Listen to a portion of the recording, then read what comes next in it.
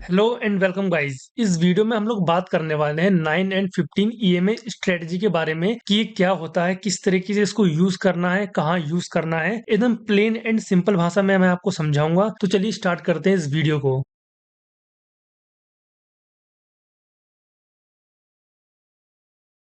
Okay, तो सबसे पहले मैं आपको बता दूं कि ईएमए एक इंडिकेटर है जिसे हमको अपने चार्ट पे ऐड करना होता है। तो सबसे पहले हम लोग ईएमए ऐड कर लेते हैं। तो यहाँ ऊपर इंडिकेटर वाले टैब में आएंगे और यहाँ पे सर्च करेंगे ईएमए। उसके बाद देखिए यहाँ पे एक आएगा मूविंग एवरेज एक्सपोनेंशियल करके, इसको हम 2 बार क्लिक कर देंगे और अपने चार्ट पे ऐड कर लेंगे। देखिए हमारे चार्ट पे जो है आ चुका है। अब देखिए यहाँ पे दोनों बार हमारा ऐड हो चुका है। तो हमको एक की सेटिंग पे जा करके इसकी लेंथ को हमें कर देना है 15 और स्टाइल में हम इसके कलर को कर देंगे ब्लैक, ताकि ये अलग से दिखाई दे हमारे चार्ट पे। तो देखिए अब ये दोनों लाइन हमारे चार्ट पे आ चुकी हैं। अब ये है क्या, तो देखो सबसे पहले मैं इसका यूज बता दूं कि इससे हम किस तरीके से ट्रेड लेने वाले हैं, हम इसको यूज क्यों करने वाले हैं। तो देखो जब भी हमारी मार्केट ट्रेंडिंग होगी कुछ इस तरीके से, ऐसे लाइक दिस, तो यहाँ पे जो ये पुल बैक आता है, जो ये पुल बैक होता है, यहाँ पे हमको एंट्री दिलवाने में ईएमए हेल्प करेगा। हमको ईएमए बताएगा कि हाँ ये पुल बैक पे अब एंट्री वैलिड है, यहाँ पे एंटर कर जाओ ये छोटे से एसएल के साथ में, और एक अच्छा खासा मोमेंटम हम कैप्चर कर पाएंगे इस चीज की वजह से। जैसे कि यहाँ पे एक पुल बैक है तो यहाँ पे हम लोग एंट्री ईएमए से करेंगे। यहाँ पे एक पुल बैक आया है तो यहाँ पे भी ईएमए की हेल्प से हम लोग एंट्री ले पाएंगे। ये एक पुल बैक आया है तो इस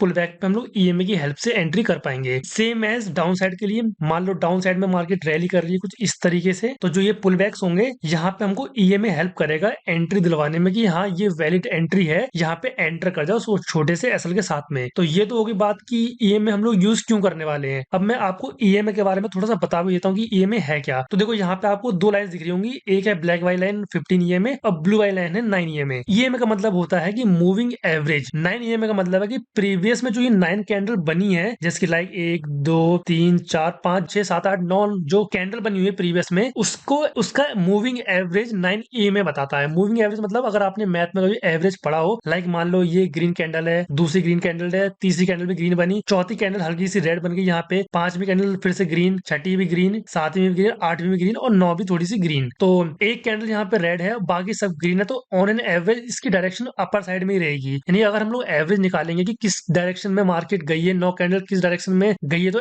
ऑन एन एवरेज ये ऊपर साइड दिखाएगा। क्यों? क्योंकि मैक्सिमम कैंडल ऊपर साइड गई है, तो एवरेज भी ऊपर साइड की डायरेक्शन का ही आएगा। इसी तरीके से 15 ये में है, यानी कि लास्ट 15 कैंडल को देखते हुए कि किधर साइड 15 कैंडल्स गई थी हमारी, ऊपर साइड मैक्सिमम गई थी नीचे गई थी, उसका एवरेज जो है 15 ये में बताता है कि हाँ मार्केट में सेलिंग ज्यादा है या बाइंग ज्यादा है, 15 कैंडल को एवरेज रख के। ठीक है, अब देखिए आपको मैं एक चीज बताता हूँ। जैसे कि मान लो ये ब्लू वाली लाइन है, ये अगर ब्लैक वाली लाइन को क्रॉस करते हुए नीचे को साइड जाती है, अगर ब्लैक वाली लाइन अगर ऊपर को जा रही है इस तरीके से और ब्लू वाली लाइन नीचे को जा रही है, यानी कि मार्केट में सेलिंग प्रेशर ज्यादा है कंपेयर टू बाइंग। और अगर इसका उल्टा होता है, लाइक मान लो ब्लैक वाली लाइन इस तरीके से है और ब्लू वाली लाइन क्रॉस कर रही है ब्लैक वाली लाइन को ऊपर के साइड में, तो इट मीन बाइंग प्रेशर ज्यादा है कंपेयर टू सेलिंग प्रेशर। तो मैं आपको ये चीज दिखा देता हूँ पहले एक बार। ओके, तो यहाँ पे देखिए, यहाँ पे ये ब्लू लाइन पहले नीचे थी, यानी कि यहाँ पे सेलिंग प्रेशर ज्यादा था। उसके बाद देखिए ये ब्लैक वाली लाइन को क्रॉस करके ऊपर की साइड जाने लगी, यानी कि अब बाइंग प्रेशर ज्यादा आ गया कंपेयर टू सेलिंग प्रेशर। तो ये में होता है जो कि हमारे डायरेक्शन को बताता है कि मार्केट में बाइंग ज्यादा है सेलिंग ज्यादा है, वो भी ये हमको डिफाइन करता है, यानी कि वो चीज हमको डायरेक्शन में दिखाता है कि मार्केट में क्या चीज ज्यादा है। अब मैं आपको बता देता हूँ कि इसको यूज कैसे करना है। देखो पहली बात तो हम ईएमए तब यूज करेंगे जब वो कुछ इस तरीके से ट्रेंडिंग हो, इस तरीके से, या फिर नीचे को इस तरीके से हो। देखिए यहाँ पे आप लोग देख सकते हैं, यहाँ पे ईएमए बिल्कुल सीधा है। क्यों सीधा है? क्योंकि मार्केट बिल्कुल साइडवेज है, इसीलिए ईएमए यहाँ पे बिल्कुल सीधा है। जब ईएमए कुछ इस तरीके से हो या फिर इस तरीके से हो, तब हम लोग ईएमए यूज करेंगे। और ऐसा ईएमए तब होगा जब मार्केट ट्रेंडिंग हो। तो आइए ट्रेंडिंग मार्केट में चलते हैं, वहां पे एग्जांपल के साथ देखेंगे कि किस तरीके से हमको एंट्री लेनी है, ऐसा रखना है, टारगेट सेट करना है अपना। तो चलिए देखते हैं। ओके, तो देखिए यहाँ पे निफ्टी बैंक में 18 अक्टूबर का ये चार्ट है।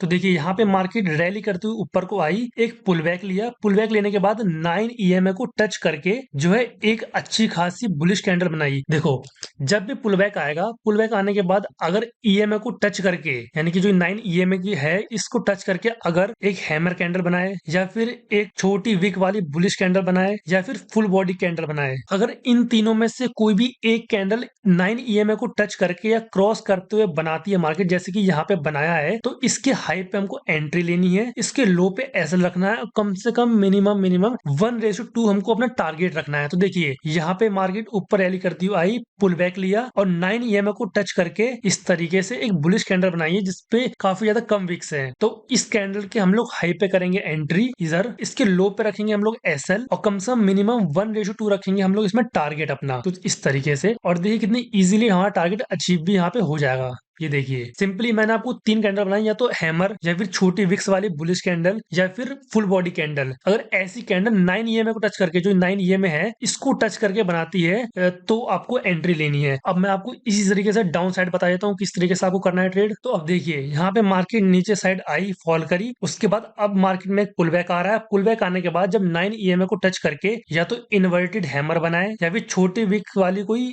बियरिश कैंडल बनाए, इसकी छोटी सी विक्स हो, ज्यादा बड़ी ना हो, कुछ इस तरीके से, या फिर फुल बॉडी कैंडल आए जो काफी ज्यादा बियरिश हो। इन तीनों में से कोई एक कैंडल आएगी तो इसके लो पे हम लोग एंट्री लेंगे और हाई पे रखेंगे इसका एसएल और कम से कम 1:2 रखेंगे हम लोग टारगेट। तो आइए देखते हैं जब इस तरीके की कैंडल आएगी तो हमको एंटर करना है। ओके, तो यहाँ पे देखिए यहाँ पे एक अच्छी खासी बियरिश कैंडल आई जो कि फुल बॉडी कैंडल है, छोटी छोटी विक्स है इसमें। तो यहाँ पे हम लोग इसके लो पे करेंगे एंट्री कुछ इस तरीके से, हाई पे रखेंगे यहाँ पे हम लोग इसका एसएल यहाँ पे, और मिनिमम 1:2 रखेंगे हम लोग टारगेट इस जगह पे कहीं पे। और देखिए कितनी इजीली हमारा टारगेट इसमें आ भी जाएगा। तो देखिए हमारा यहाँ पे टारगेट भी आ चुका है। आपको बस कंडीशन याद रखनी है, 9 ईएमए को या फिर 9 ईएमए को क्रॉस करते हुए अच्छी खासी या तो फुल बॉडी कैंडल आनी चाहिए, या छोटी विक्स वाली कैंडल आनी चाहिए, या फिर इन्वर्टेड हैमर या फिर हैमर आनी चाहिए। तो उस कैंडल पे आपको एंट्री करनी है। अब अगर आपको मैंने ये स्ट्रेटजी बताई है तो इसका मतलब ये नहीं है कि आप अंधाधुंध सिर्फ ईएमए के बेस पे ट्रेड ले रहे हैं। आपको प्राइस एक्शन भी समझ में आना चाहिए, कहीं ऐसा ना हो कि जिसकी लाइक मान लो इस तरीके से मार्केट चल रही है ऊपर, ठीक है, ऊपर यहाँ पे एक रेजिस्टेंस लेवल है, आपने इन पुलबैक्स पे तो प्रॉफिट कर लिया अपना, इन वाले पुलबैक्स पे। उसके बाद जब यहाँ पे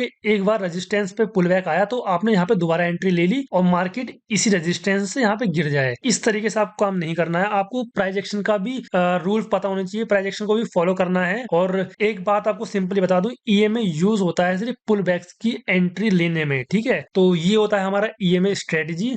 अगर वीडियो में थोड़ी बहुत नॉलेज आपको मिली हो तो वीडियो को लाइक कर देना, चैनल को सब्सक्राइब कर देना, और इसी तरीके की कंटेंट के लिए आप हमको इंस्टा पे भी फॉलो कर लीजिए, और कोई सवाल हो तो इंस्टाग्राम पे आप हमको मैसेज भी कर सकते हैं। तो thank you for watching this video guys.